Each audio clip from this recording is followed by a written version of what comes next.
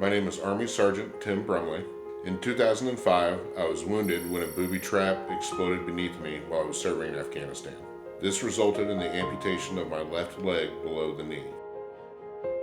I decided to serve for a number of reasons. In my family, it always served, so I'm a fourth generation. My great-grandfather was in World War I. He's buried in France.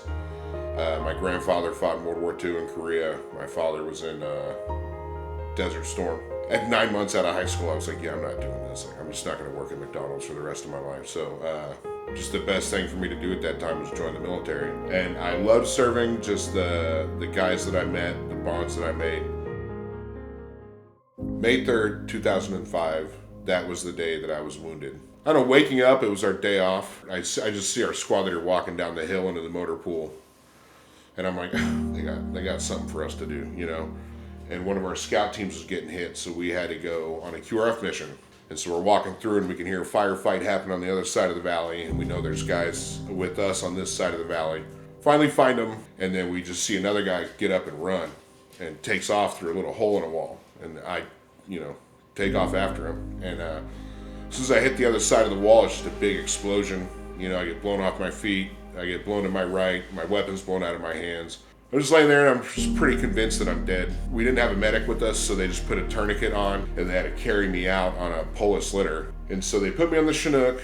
We go to the emergency room in Kandahar, and the first thing they say is we're gonna amputate your foot. And so they put me in surgery. Our medic from our safe house in Iraq, when I woke up, I asked him to get me pizza, and he brought me pizza. And then I completely forgot about it. When I saw him a year later, I was like, hey man, that was messed up. He didn't even come see me. And he's like, didn't come see you? I wouldn't got you pizza. And I remember calling my wife. I said, hey, I got good news and bad news. What do you want first? And she said, I'll have the good news. I was like, I'll be home in a few days. He said, really? What's the bad news? I was like, I'm missing my leg. Right now, we live in Conroe, Texas, and we just live in a normal, non-adaptive house. It sucks.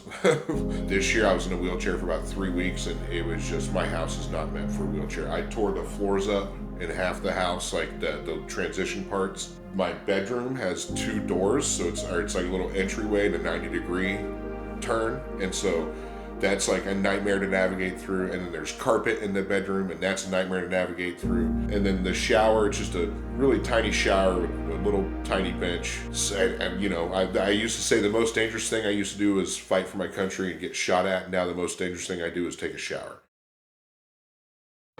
At first I heard about other organizations that built homes for veterans, and then I heard about Homes for Our Troops through a guy that I served with, that I trust a lot. I think Homes for Our Troops are great. Sometimes I'm looking around and I'm like, dude, what they're doing for us is kind of ridiculous. I never, ever could have dreamed of getting a home like this. The features of my new home that I'm most excited about are the shower, just, the accessibility to it, the freedom of it. Being able to, when I am in the wheelchair and I just can't stand, but I can do other stuff, to be able to do that stuff for myself and not have to interrupt my wife when she's busy with all the kids. My dreams for the future, because I have an accessible home, really is just the bigger kitchen, to be able to cook more. My brother's a really big inspiration on just to me in general, but he cooks a lot. And I cook, and sometimes I'll call him and ask him for advice on Alfredo sauce, and then he'll call me a week later and be like, I'm cooking one right now. So without Homes for Our Troops being around, I feel like there'd be a lot of severely wounded veterans that are just frustrated with their life. I think we live in a time where it's, what have you done for me today? And then Homes for Our Troops is, doing something for me, recognizing something I did 20 years ago. Whenever I get really down and I want to be like, nobody cares about my sacrifice, the first thing that pops into my head is Homes for Our Troops. And that's a group of people that it does care, and they show they care in a time where it feels like nobody cares, Homes for Our Troops is nothing short of amazing.